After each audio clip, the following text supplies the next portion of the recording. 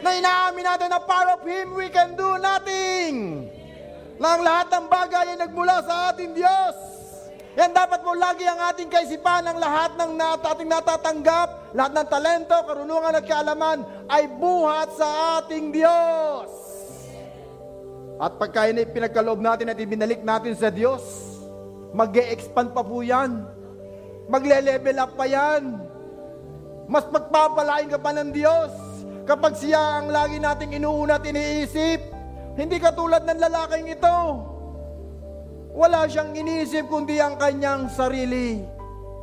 Siguro iniisip niya rin, mayaman ako, pogi pa ako, matikas. Wow, ang ganda-ganda, ang haba ng hair, ang gandang kilay. Wow! Wala naman pong masama kung yun ang pinagkaloob ng Diyos sa atin, mga personalidad. Pero ang nakalulungkot is starving the soul.